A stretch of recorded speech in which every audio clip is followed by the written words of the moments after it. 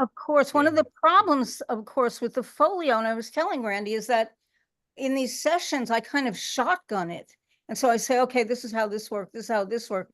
But it's an interpretive tool, and it really takes, it takes experience with it. I mean, you have to practice with it. And you have, just like scansion, I always find when people describe scansion as to dump, to dump, to dump, I want to scream, because it's so much more than that. And it put in the hands of the right actor. It's an interpretive tool. The actor can have it bring life to his or her performance. And that's the same thing with the folio. But if, Jim, I think to even have a kind of session, let's say we get an hour together and just go through it, and then you can. Oh, I'd love that. That'd be terrific. Yep. So if I can afford you. Nope. We believe all of this should be as free as air, free as sunshine. God bless. Well, I keep thinking back to, when we did Lear, and Morris had said to us, I was waiting for this great wisdom to come from Morris Karnofsky about acting. And he said, just talk. And I thought, that's it? That's the big Morris Karnofsky contribution. And yet, I will tell you, I sat this week, I told Randy, I put on every YouTube excerpt of Hamlet that I could listen to, and I cannot count on one hand the people who talk to one another. And that's why we go to the folio and scansion. It's not for precision. It's for freedom. It frees your humanity when you're dealing with this text. And I think that's at least what I appreciate about it. I was surprised when you said that you allowed some cuts in that production of Lear that the Karnofskys wanted. I had no idea that took place. Was it much? No, it wasn't that much. No, I didn't think so. But it was a lot of Lear that he had. He wanted to give Randy his Lear. And the only way he could do that was by knowing the Lear he did. So he got rid of Howl. He got rid of Howl. And he did feel that, I think Randy's mentioned this last week, that some of the lines are like dead leaves. They may have worked then, but they don't necessarily work today. Oh. So what we ended up with was very much Morris's Lear, not the usual APT. We're going to do all of it come hell or high water. And it was the only production we allowed that to happen with. No. Now I will say to you that I've gone to a lot of productions, and kids that I've trained will come to me and say, oh, you're going to love it. We didn't cut it. And I'm sitting there and thinking, you know what? maybe it's blessing. Right. Maybe yeah. It's like uncut's only good if it's good, right? That's it. And then I was there with a friend of mine. I was at a production of Henry V, and he turned to me at one point and he said, do you want to yell fire or should I? Not going well at all. But it was so long, it was lugubrious. And I think Shakespeare has so much more energy than a lot of people bring to it. And I find also that we talk, Randy and I talked about this last night, we talk about emotion because Shakespeare puts words to it. We think that it's fine to absent ourselves from feeling. And that's, of course, simply not true. It's hard work. Let's face it, acting is just a very, very difficult task. Even Randy has been finding that out lately. He's been doing a lot of thinking about it. Do you want to share any of that? No. Phone, no comments, no. No comments. Keep it to myself. He keeps it to himself here. Let me tell you, as soon as you guys are gone, he doesn't keep it to himself. Then I hear all of it. So, okay. So now, do you guys know who's on and who's not on? Is that something I Looks like- see? Well, Yeah. don't you have besides us that are seen, Sharon is on, Terry Kerr, Michelle is on. I have those three. Okay, that's, And so that's everything that everybody has right now, right? yeah. Okay. Lee, what were you going to say? I was going to say that in looking at things, which I really haven't done the last few times, I have been on the move quite a bit and haven't had time to sit still and read through and try and just get with the game a little bit more. So I found a couple of opportunities to do that, and the thing that I was looking at was, or things were, the punctuation. All of this has really got me, because when we first began working on this, and after so many years, I walked away from it and thought, yeah, I know what that, yeah, I get it. I get the concept. No, I really didn't have the concept. I had aspects of it, I had bits and pieces of it, and many of which were and have been extraordinarily useful, but I'm discovering more things now. And what I discovered today, or the thing that I'm kind of stuck on in I think a good way, is I'm able to see how I view Shakespearean text. And I see it through the lens of early APT and all of the folio work we did then. And I also see it through the lens of the PTTP and working with Susan Sweeney every day for 3 years, and really examining IPA and the Skinner method, and just the whole speaking aspect of it. And with what to me is a bit of a revelation, these extended spellings of words, answer, made Yeah. it none with an Yeah. E at the end, answer with an E at the Yeah. end. Actually not dismissing those as oldie English, but actually doing what we've been talking about and giving that weight. And just pushing all of the IPA stuff to the background instead of the Okay. foreground. Do you know what I mean? Just allowing myself the space to try and only use the Yeah. things we're discussing as my guide. Right. I'm discovering a different kind of understanding of the text, and it's just got me very curious right now. And is it Good. helping? I mean, I Yeah, guess, yeah, oh yes, yeah. I hope, maybe not today because I'm just sort of like Okay. peaked, well, my no, and interest is peaked, but there's no end to it. I mean, I don't think of today, course, and yeah. I think that ultimately what, what I, what I like to do with it is I play with it and try to feel, I mean, look at that. If you just think for a minute on, though yet of Hamlet, our dear is long spelling, brother is calf. And so right there in the middle of that line, you get Claudius expressing something about old Hamlet. Familiar with being a brother, but also that dear. He's putting something that's not just our dear brother's death. Because I've heard so many performances, and I think I've said this before.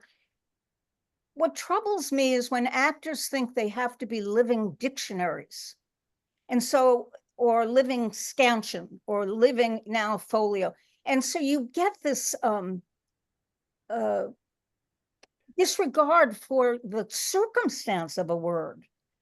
And words for me live in a circumstance. So when he says dear Right, under right, the right. circumstances which he's faced with, somebody else using dear under something else, if they're sarcastic, Different. it would be a different spelling of it and a different rendering of it. So deer doesn't live with the same life in every line, but the Yep. character brings the life to it. And I find the folio helps that happen for me. Our dear That's brothers what I'm starting to tune feel into him in a oozing. way that I hadn't. Yeah. Yeah.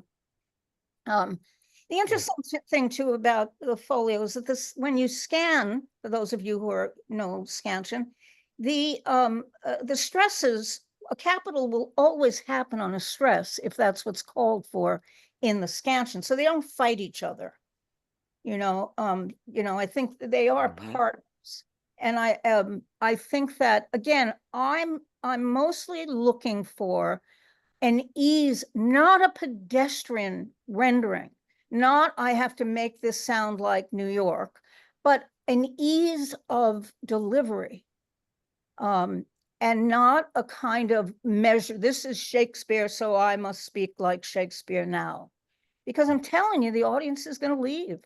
And I do think one of the successes of APT was that audience members could understand what was said, without feeling that they had to have an education before they walked up that hill.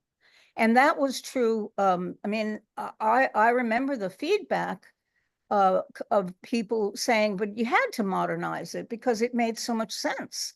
And of course we didn't. We used that folio. It was the way we approached with respect to that folio that allowed that to happen. But Jim, I get back to you and I say that that's a process. That's a process that comes with playing it, at least playing with it now. We would never be able to get it, right away. All you want to know is here are the little lessons of it, how it all works, the punctuation, but then you play with it. I said it last week and I'll stand by it. And of course, remember my background. I have been, and Randy, you can shut your ears off for this minute, but I Okay. have been partner to what I feel is one of the greatest Shakespearean actors this country has ever known. And I have been influenced by that. So when I'm coaching or directing, I'm looking for what I know that actor brings to it. And I know the respect that I have for him must be extended to every actor I work with. Because if I don't do that, then I shouldn't be working with them. Because in the end, and I think this is what Morris was telling me, in the end, it's the actor. It's your choice on stage. It doesn't matter what I think. The great Morris Karnofsky, doesn't matter what I think. You're the actor. It matters what you do out there. And that brings us to his understanding of self, which people have been confused about for so long. But what Morris meant by that is you own it. You own it. And you have to have the mechanism to dig deep if that's what it calls for. And you have to understand humanity, the human condition, because that's who we're depending to bring this to life. It's you, not the director, not the director. And they may do some wonderful things. There's no doubt about it. There's great staging and things that come to a production, but the acting of it was what makes it a miracle. The acting of it is when somebody in the audience sees life on stage. Nothing like it, nothing like it. So I think everybody's here now, and I think we can begin. And what I think, hopefully everybody got my emails with the little summary of what we've learned about Claudius. And Randy had asked me to mention this. We all talk about this being such a luxury, thank you, Nathan, to have all this time on one scene. I'm telling you, we are scratching the surface. We are scratching the surface. And so I think last week we started to get into conversations about it. And I think the warning in all of that is it's great conversations, but the bottom line is how do we bring it to life on stage? And a lot of this background stuff will go away. You want to know as much as you can know, but you're not going to be able to put that on stage, every little bit of information that you have. But if it whets your imagination, if it helps create the world you're in, it can help in all of that. But in the end, I think it's one of the problems sometimes with scholars is they look at Shakespeare's literature. We have to look at it as theater. And the question we have to ask is, how do we bring it to life? No matter how difficult the language may be, how do we bring it to life?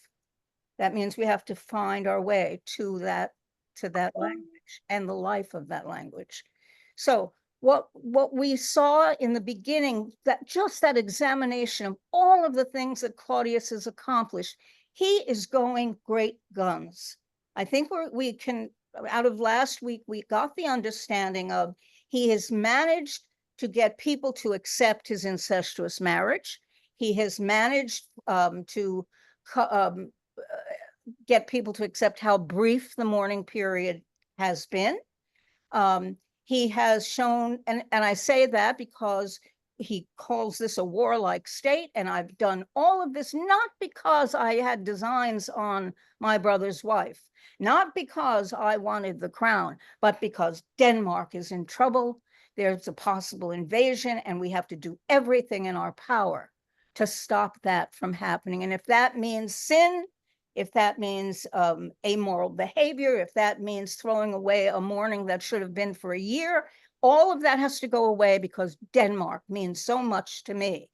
And I am Denmark.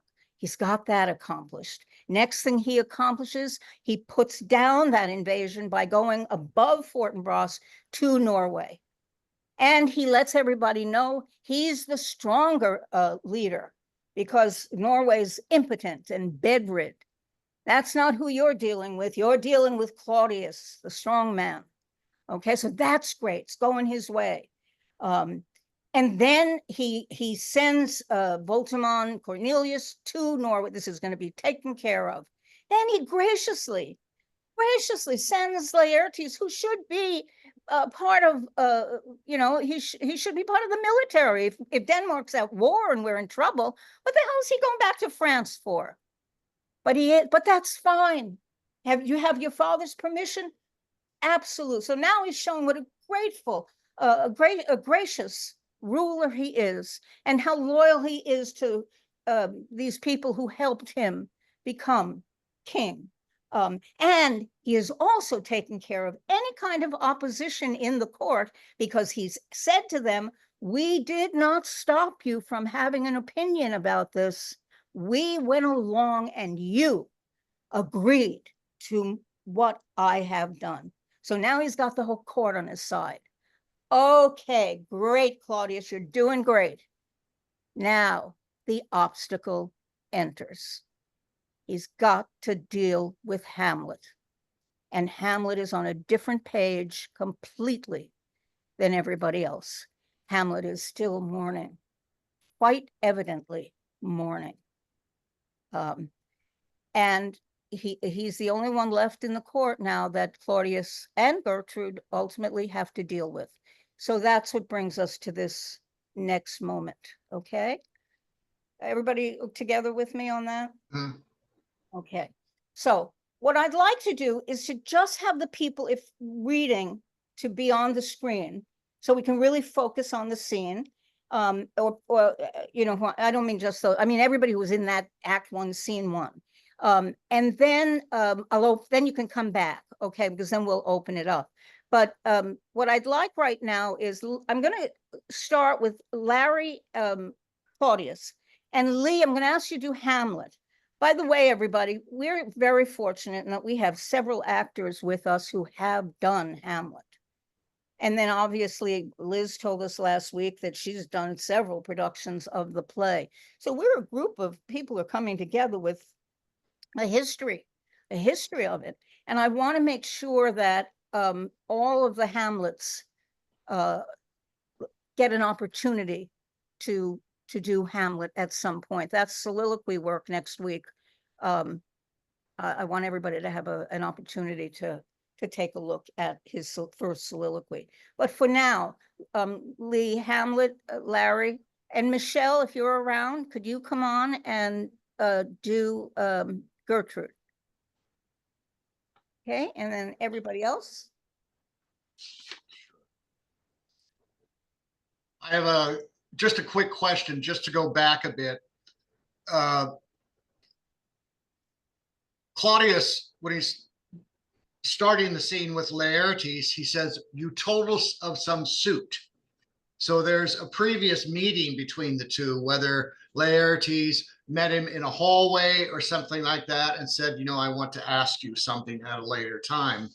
And it's just me thinking about, in that very short scene with Laertes, Claudius uses Laertes' name 5 times. Yes. Which he doesn't need to. I mean, he says, okay, what is it, Laertes? And everything he says is very clearly speaking to the same person, but he keeps on using his name. Yeah.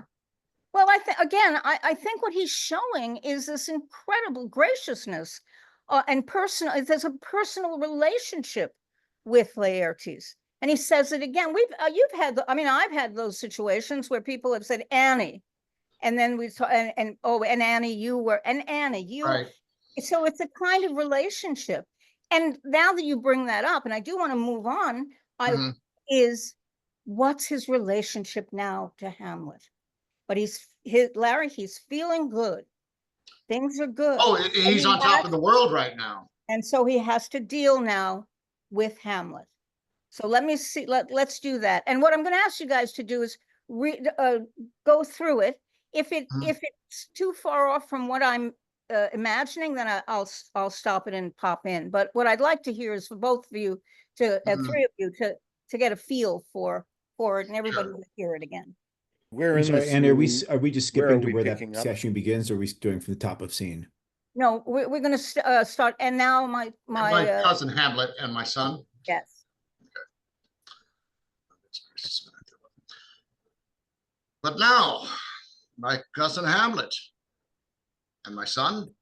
Little more than kin and less than kind.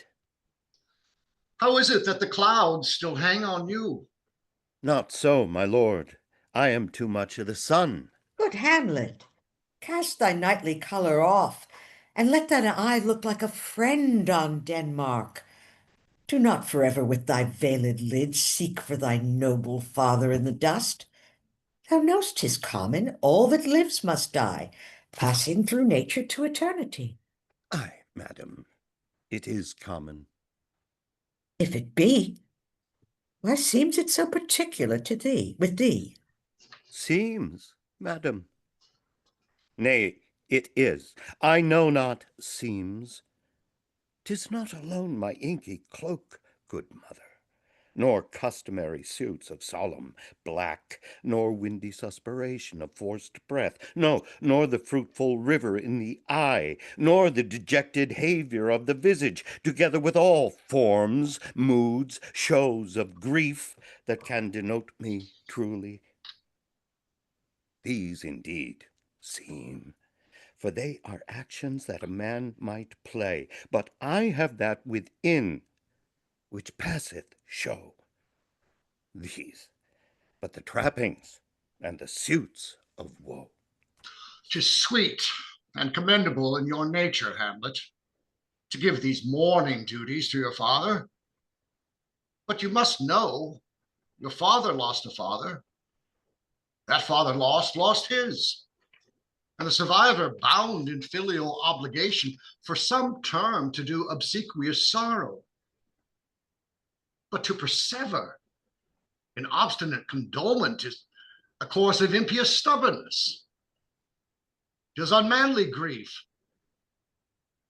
It shows a will most incorrect to heaven, a heart unfortified, a mind impatient, an understanding simple and unschooled.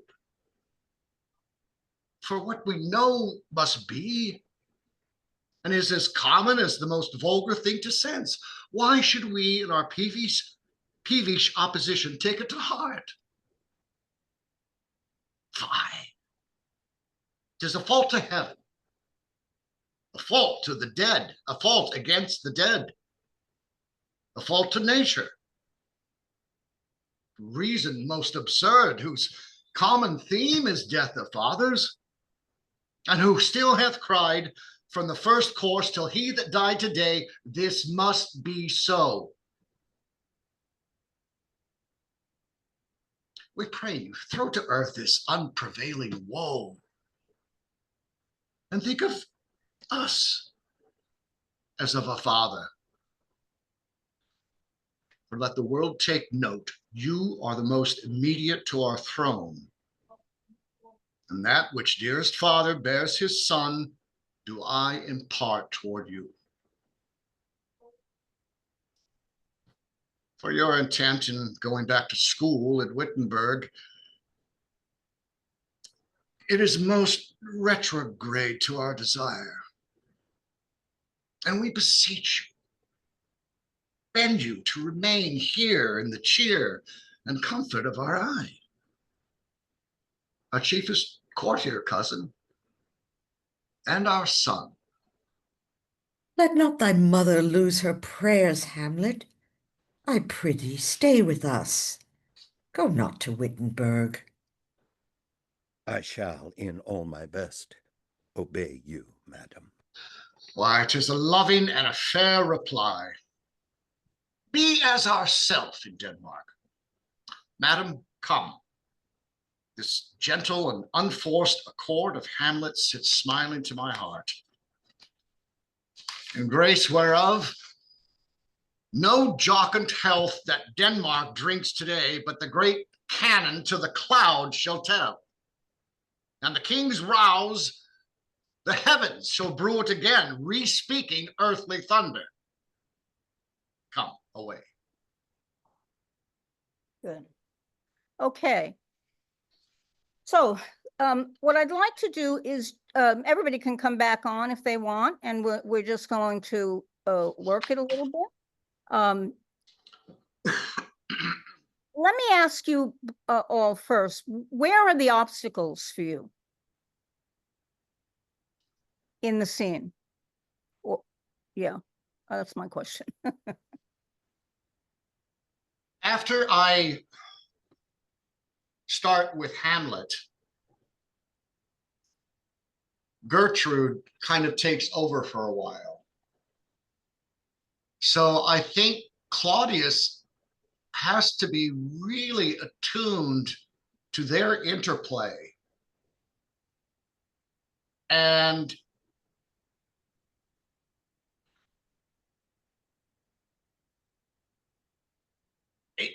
he has to choose when to come back and kind of take control again. Right. And is that an obstacle for you right now? A bit. I mean, I'm listening closely to Gertrude and Hamlet and their interplay. And what just at that moment, what I was trying to go after was Hamlet seems to be going deeper and deeper and darker into himself, explaining, you know, ordinary people have ordinary grief, but people can play that kind of grief. I have something different in me. And he starts to try to explain that. And that's when Claudius, I think, has to choose to come in and kind of take back control of what is happening. Right. What I want to do, let me take back, let's go back a little bit, because your first moment to him, can I hear just that line? Sure. But now my cousin Hamlet and my son. And so what are you saying? Well, it ends with a question mark. So he's asking for some kind of response from Hamlet. Do you see me as a father? You're not only just my So cousin. what I want you to do, I want you to do it again, and I want you to do it with tenderness. I think you have to understand what you are heading into. We're finally there. There are productions of this where Hamlet has actually moved forward and Claudius would turn away from him and go on to the next business with Laertes. And so different productions have made a choice to show Hamlet's rejection or Claudius putting off dealing with Hamlet to the end. But here, that line for me, that very first line is somewhat empty, even though it's packed, but it is a sense of, and now, and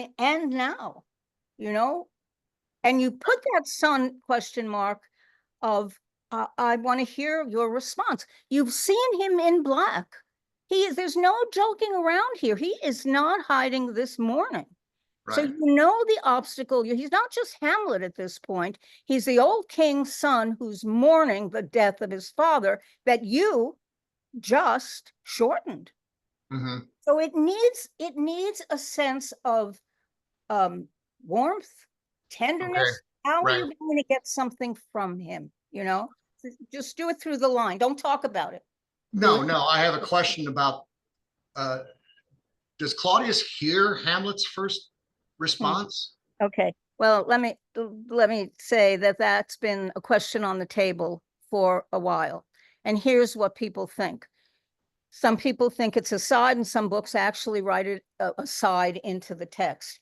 However, and the reason for that is if you see now the Hamlet's reply in the middle of Claudius's two lines, he doesn't respond to that. Claudius doesn't respond to it. So some people believe that that's how you can tell whether a character hears a line or not. I think it becomes very exciting because it's not designated as an aside. I think it becomes exciting if it has an impact on Claudius and he stays above it, because your next response to him is recognizing his mourning. And you call them clouds. Why are you still sad like this, So I would say if I were directing it, I would have you hear it before I would jump to it being an aside. But Larry, it is a question that people have had about. Right. And then Claudius's second line should still have a sense of tenderness about it. Absolutely. I would think. Right. So let's do it. Because he wants him. Don't talk. I want you to act. Okay. Okay. Finish with Laertes.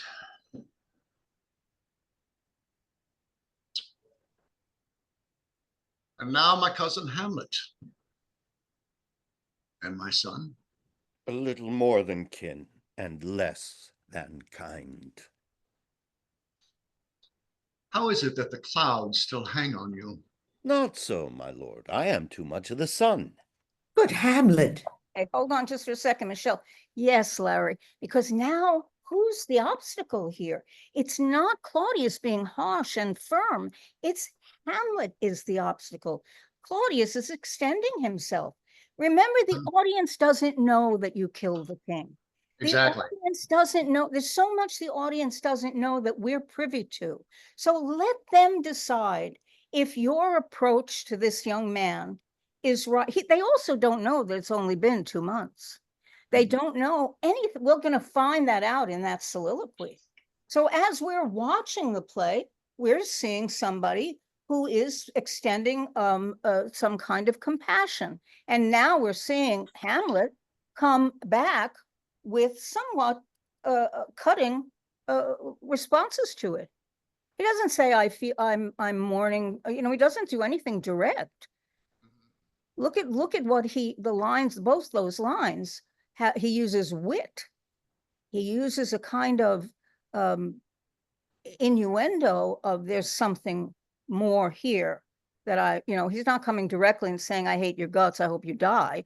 But he is being an obstacle. He's not really being the kind son you're hoping, however, knowing.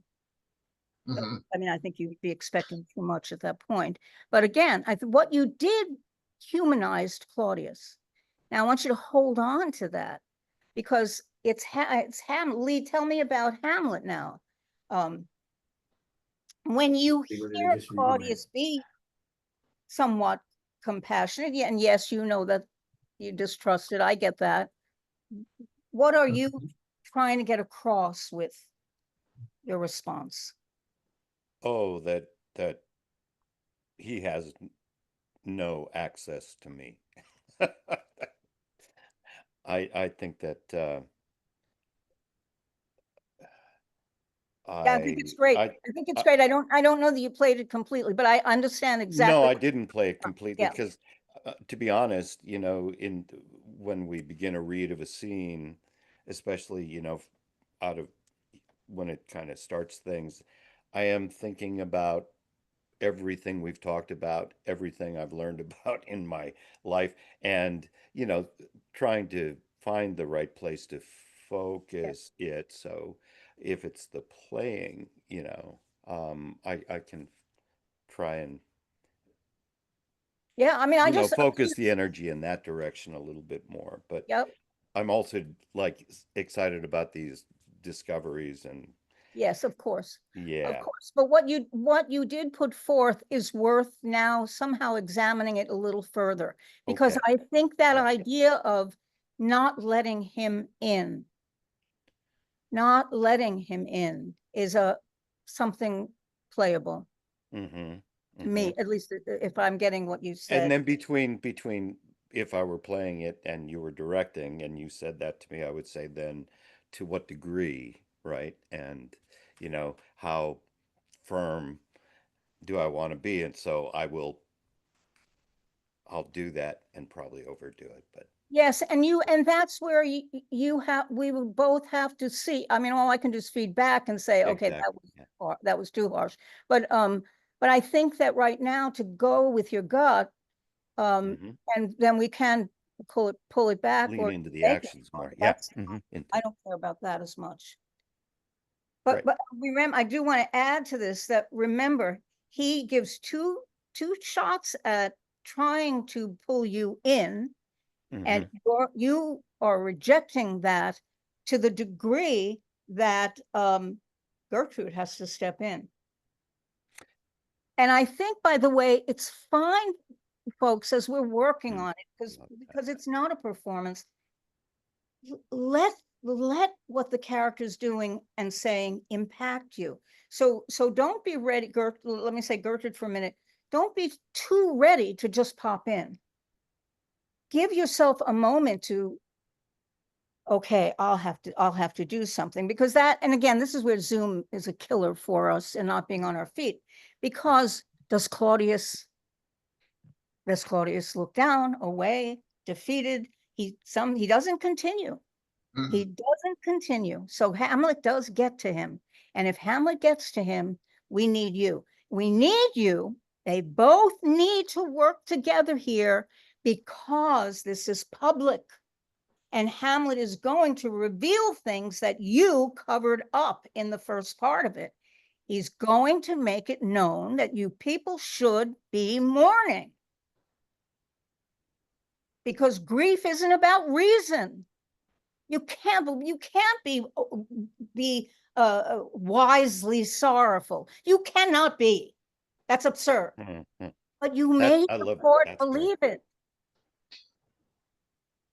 So he's bringing truth. Yeah, go ahead. I'm sorry. I'm just sorry, but I love that you're informing Hamlet's response as a kind of rebuttal to Claudius's the way Claudius uses rhetoric in that first speech.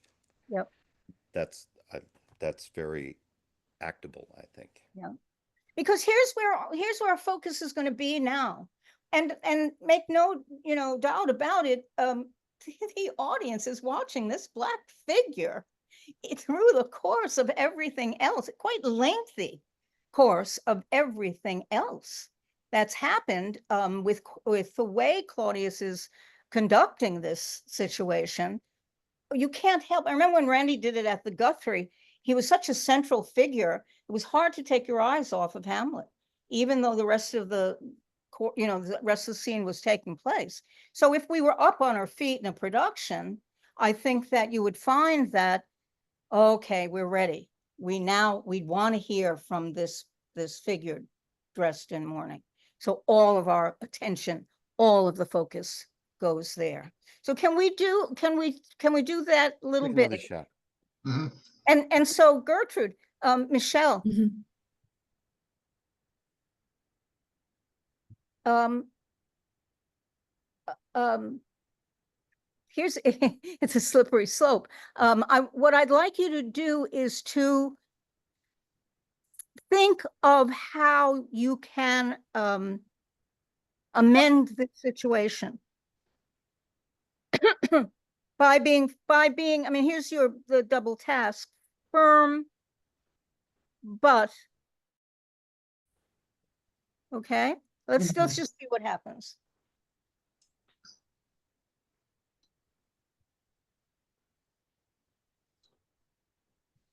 But now my cousin Hamlet and my son, A little more than kin and less than kind. how is it that the clouds still hang on you? Not so, my lord. I am too much of the sun. Good Hamlet, cast thy knightly colour off, and let thine eye look like a friend to Denmark. Do not forever with thy veiled lids seek for thy noble father in the dust. Thou know'st 'tis common, all that lives must die, passing through nature to eternity. Aye, madam, it is common. Okay, good. I want to hold it there for a minute. And Michelle, what I'm going to offer here for a moment, I said this to Randy, it was a discovery that I started to make about Gertrude. I don't think she realizes she did anything wrong. And I think that's why in the end, she's not going to be even able to see the ghost. And I think that's why the ghost says, leave it or heaven. That he's dead. He's dead. And why are you doing, but in an innocence under it, because she did not kill him. I can make that clear to everyone. I'm sure everybody who knows the play knows that is a fact. She did not kill him.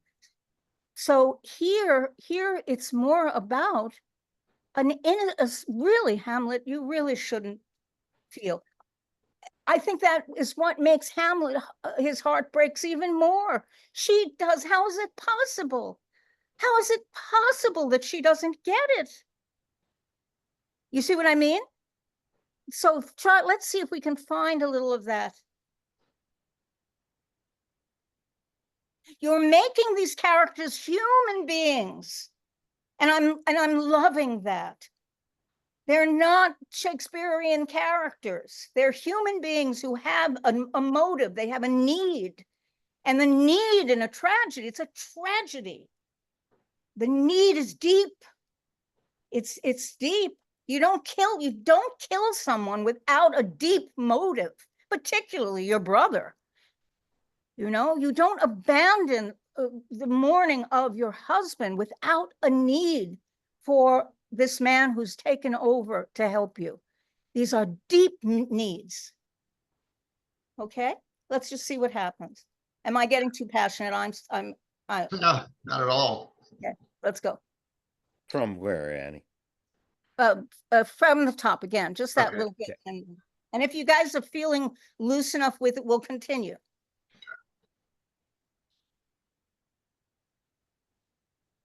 But now my cousin Hamlet and my son, A little more than kin and less than kind.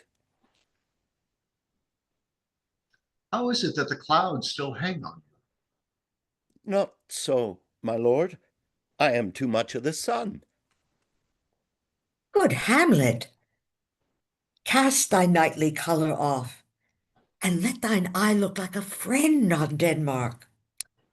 Do not forever with thy veiled lids seek for thy noble father in the dust.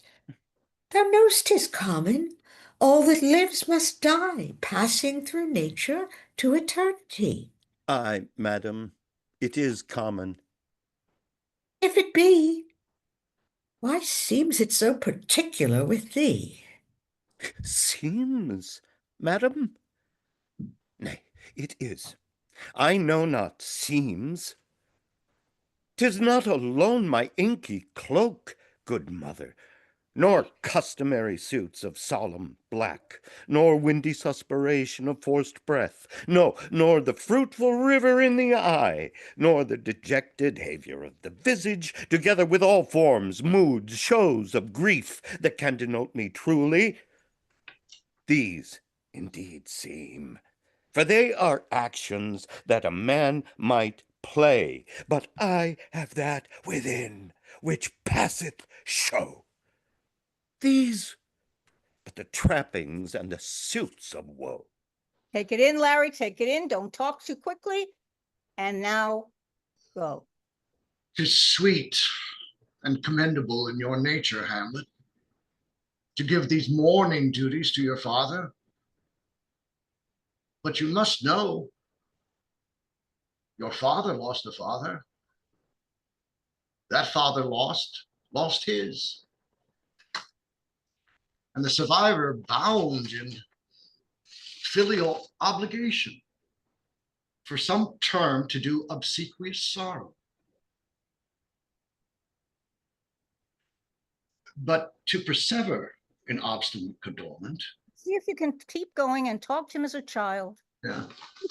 Teach him about how the world works, young To man. do obsequious sorrow. But to persever in obstinate condolement is a course of impious stubbornness. 'Tis unmanly grief. Shows a will most incorrect to heaven, a heart unfortified, a mind impatient, an understanding simple and unschooled. For what we know must be, and is as common as any of the most vulgar thing to sense. Why should we, in our peevish opposition, take it to heart?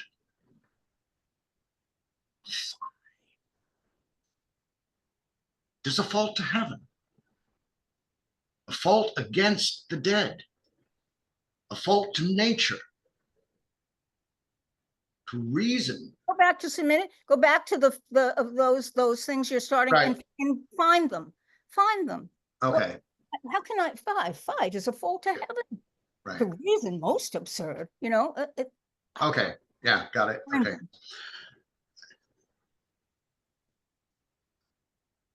Why should we, in our peevish opposition, take it to heart? A fie. 'Tis a fault to heaven, a fault against the dead, a fault to nature, to reason most absurd, whose common theme is death of fathers, and who hath still cried from the first course till he that died today, this must be so.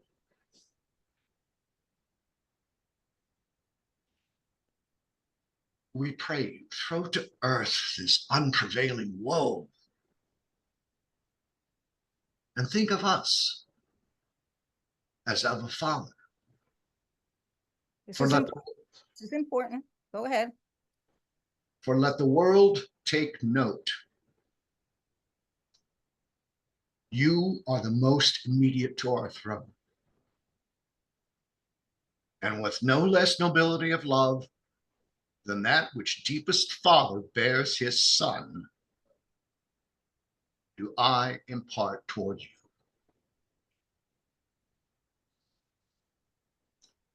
For your intent in going back to school in Wittenberg, it is most retrograde to our desire.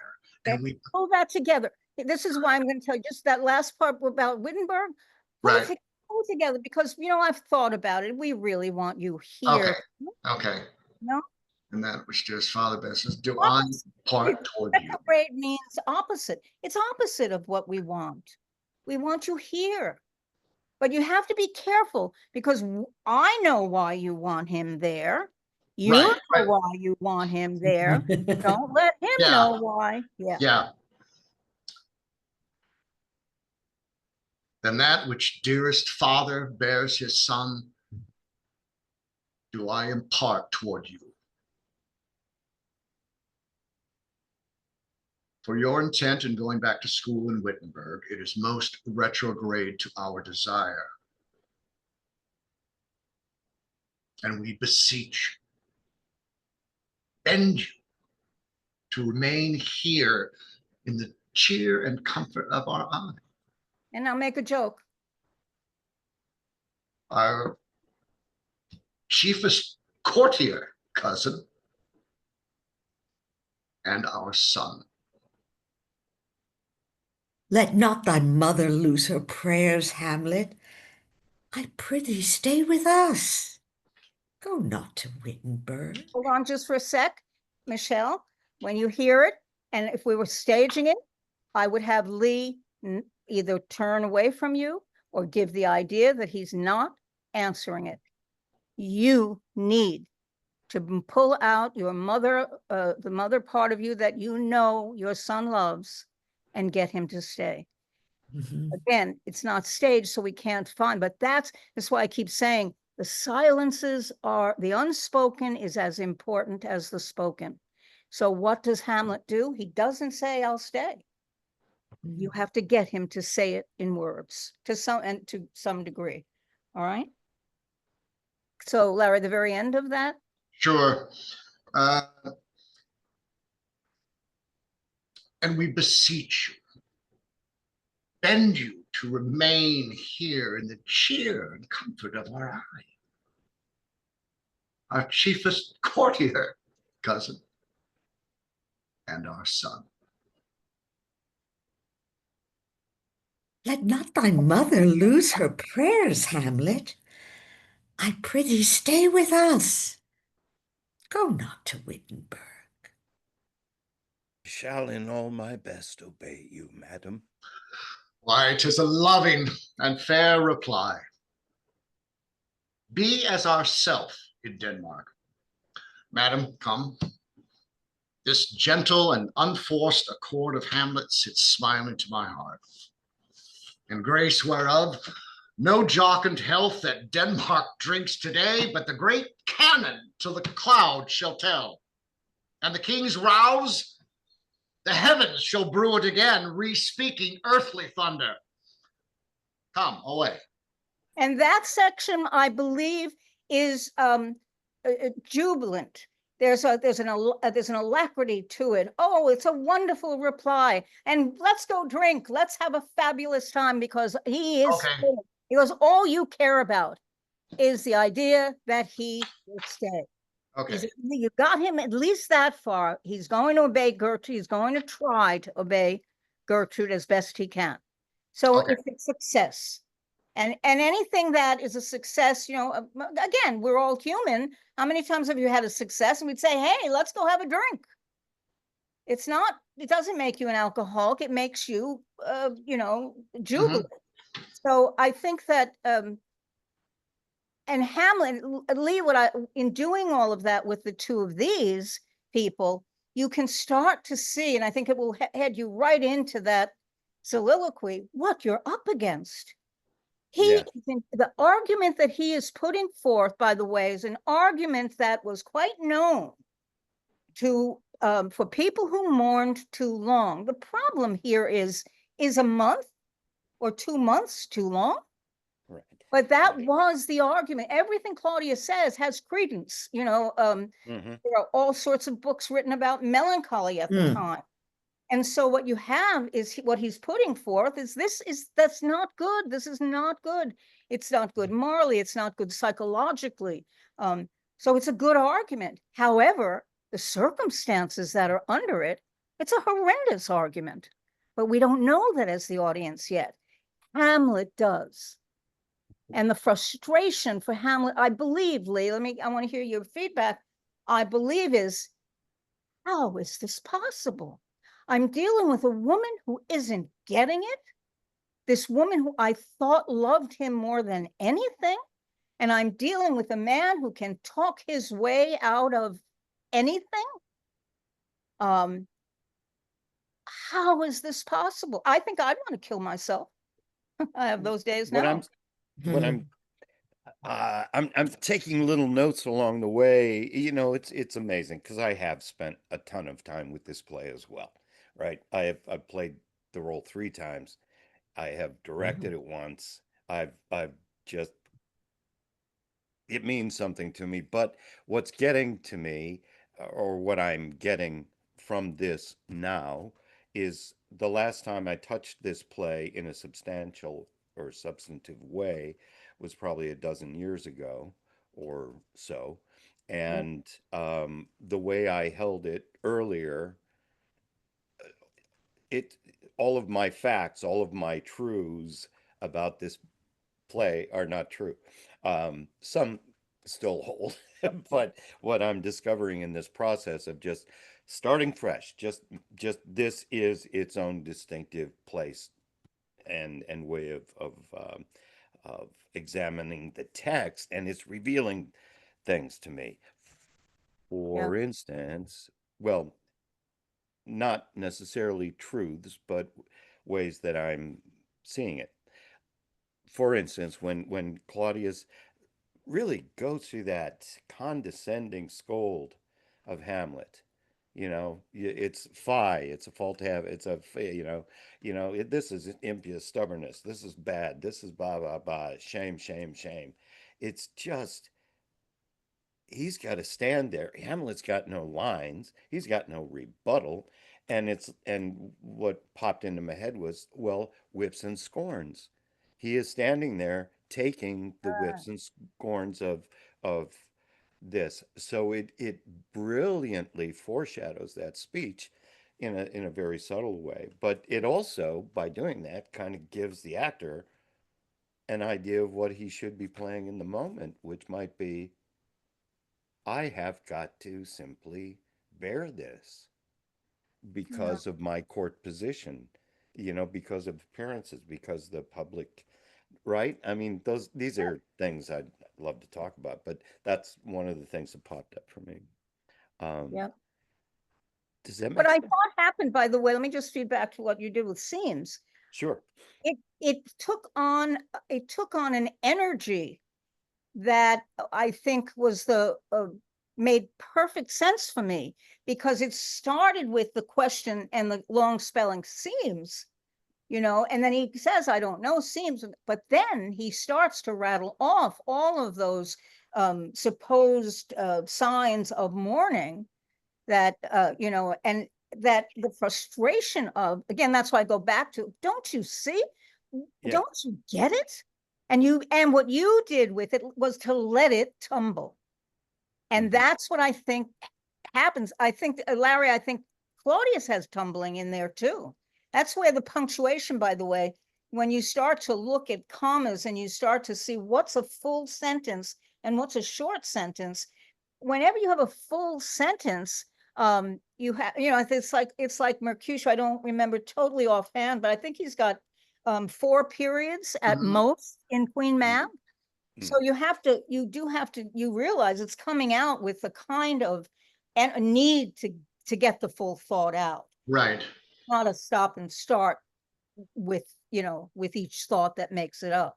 But you did, and what occurred to me when you let that happen, that's why I came up with at the end of him being, my God, this is impossible. I have no recourse. I have no recourse but to kill myself, because they're not getting it, and the court is not getting it. And it is big. It's not little. It's not. That's why I pray for people for one production to just do this with the idea of kings and queens. This occurred to me the other day. Weren't we all holding signs that said no kings? So why do we do this play with CEOs? Why don't we show what a real threat of a king is? Because that's what we're saying we don't want. We're not saying no CEOs. Well, some people are killing them too. But my point being that the idea that this man is king And she's backing, she's queen. This is fortified, king and queen. And a man who knows the truth, a man who's feeling deeply and is right, is absolutely right, and can't get anybody to join him. Why do you think Horatio is going to be such a breath of fresh air? Finally, I have somebody who is. And the play starts to hook together. Okay? Okay, Can I everybody just toss calm them down. up? Yeah, I'm sorry. go ahead. What your explanation of that, I just felt like Hamlet is being gaslit. They're gaslighting him. And that is the most frustrating thing in the world. When you think that, am I the crazy one? Or Right. Hmm. That's Hmm. right. And I think that's why I want to bring home to you both that, and I've said this often, to lie and to tell the truth is the same action. Mhm. So if you want to really have an impact on Hamlet, who you understand is grieving, is on a whole different, who actually has a right to the throne. It's shocking that Hamlet has not even been given an option to be voted on for king. He has all of that happening, but you have to convince him, he's the only one left, convince him to come along with you. That is not an easy task. But what I think, Lee, when you were saying foreshadowing, I think there's another foreshadowing here, and that's Gertrude. Me too. Me too. I'm glad that's what I want to talk about. Go Yeah. ahead. No, you go. I want to hear. Okay, I'll go. What I think. I mean, this conversation prompted it for me. You alluded to it, and it was like, ba-ding. Yeah, absolutely. Um, just the beginning of the. Nay, it is. I know not seems. And have you eyes? How can you look on this and this? And it's not just. I don't know what that says, if anything, about Gertrude, the character, the human, the being, the person of Gertrude, Yes.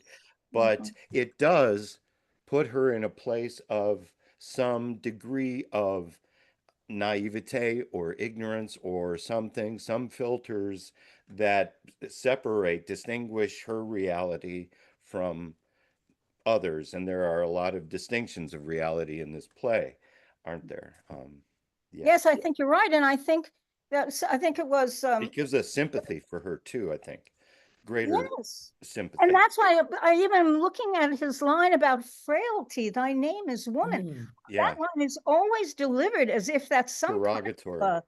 horrible, Yeah. but I think what he's seeing is there was Joke. something in her that allowed her to throw away everything you knew that relationship with the old king to be, to accept Claudius. There's frailty there, when you say naivete, when you say, all of a sudden for me now frailty takes on more meaning. And I think that's where I would certainly like to go with Gertrude. I played her also, by the way, and I actually was my Hamlet. Lovely. But Yes. I would tell you that Morris Karnofsky saw our production, and he said to me, "Say, Anne, did you ever think she's an alcoholic, and that everything's driving her to take that drink at the end?" And I had all the respect in the world for Morris, but I didn't think she was an alcoholic. But we have a recording of that Hamlet, not with Lee, Randy is Hamlet in it, and I'm Gertrude in it. And I think my Gertrude's horrendous because I don't make a commitment. I end up letting her wallow in sorrow, my performance. And that I'm finding now that's not who she is. She's somebody who needed and the ghost said, with wicked wit and gifts. That's how he won her. So he managed to somehow, and See, that argument ennobles him in a way, which makes him more interesting. Yes, right? Yeah. that's right. That's right. Yeah. So good. We're finding this stuff out, right? Yeah. Everybody want to come back on? I'm looking at you.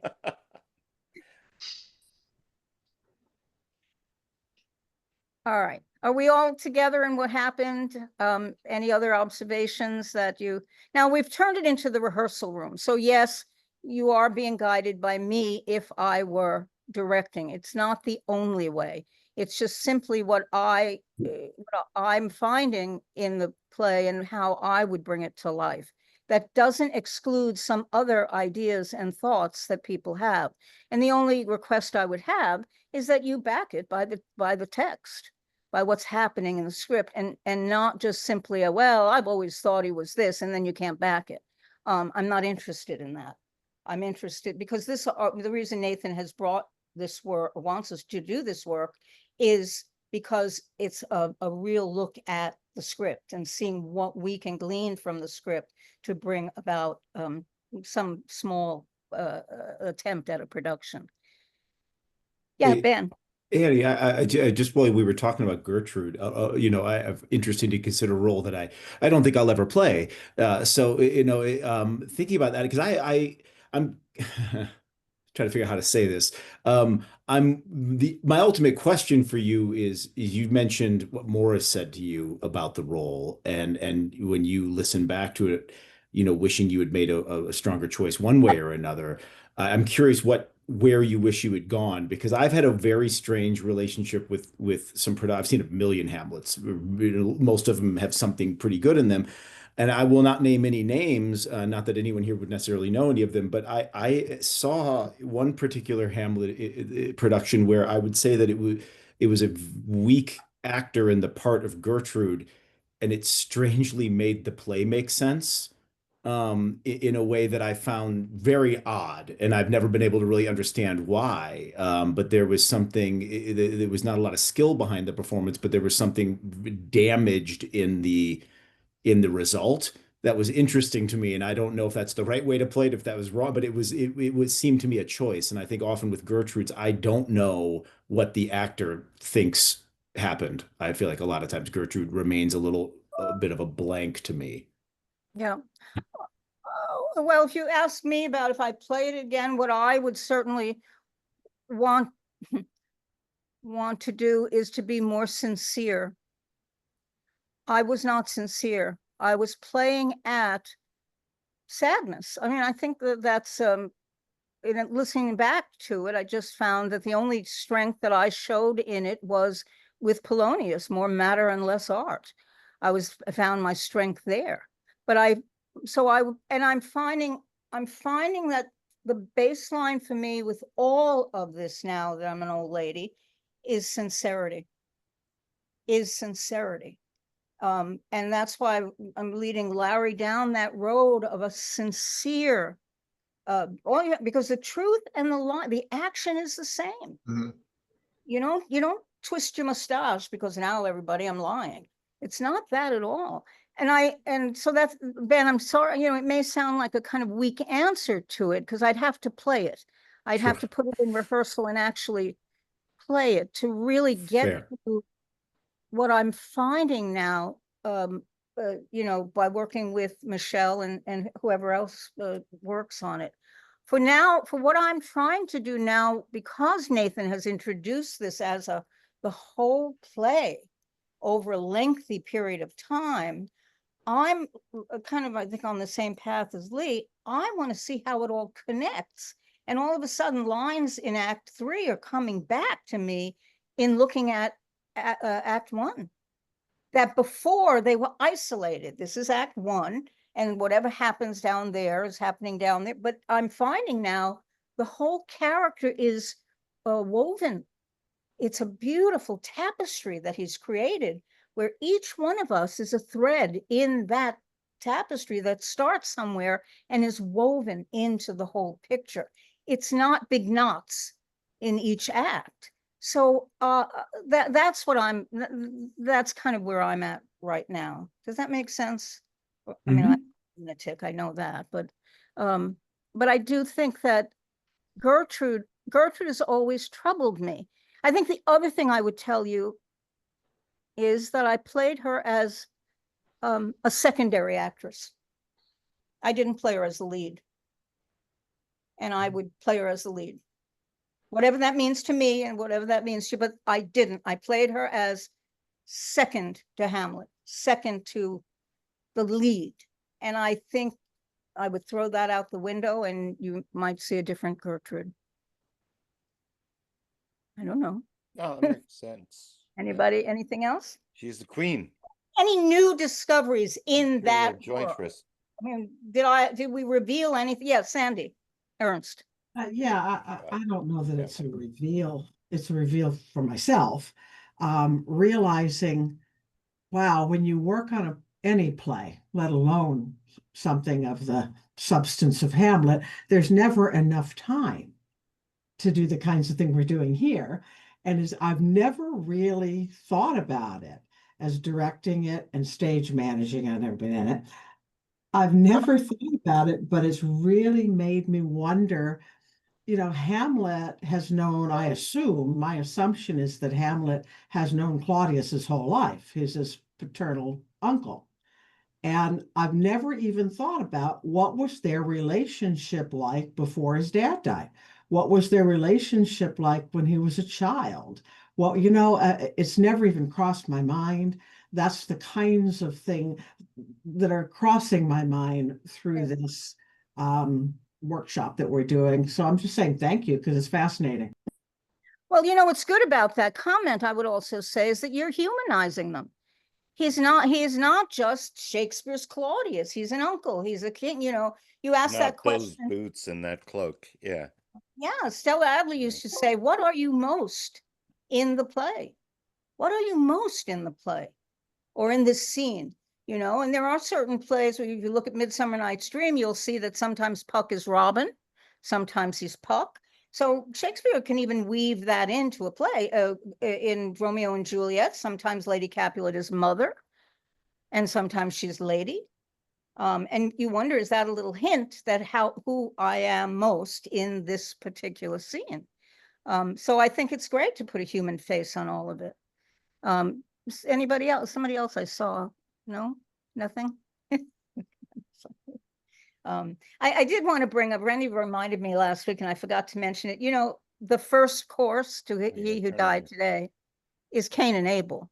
So it's kind of interesting that Claudius would bring that particular moment into his speech since he killed his own brother. I could add something to that. Michaela here. So I'm realizing, like with what you said, Annie, and playing the lead.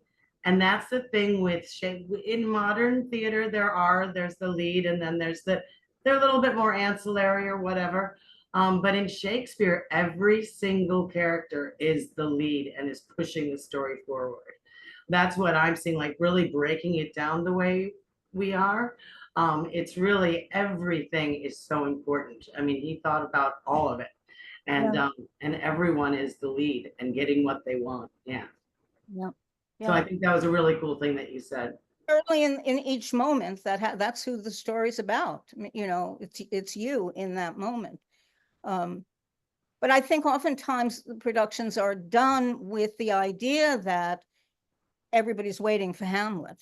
I mean, if he's cast usually by, either a great actor or a star. And so it's like, okay, let's pick it up. Let's get to Hamlet. But I think that if you look at the play, you'll find, I think, again, I keep going back to Sandy Ernst's comment about the Horatio and Marcellus and Barnardo scene, that when you very good actors do it, becomes a whole new scene, becomes important, because it's not just who's there, nay, answer me, stand and unfold yourself. I have to say this too to you about the folio, or any technique you use to learn how to speak fluidly. All of these productions that I saw on YouTube, and some of them are great actors that we have really appreciated and do wonderful, wonderful work. But every time they got to be or not to be, they slowed it to a stop. And I used to do this in my classes. I would say, to be or not to be, and make that a kind of mockery of that's not what's happening.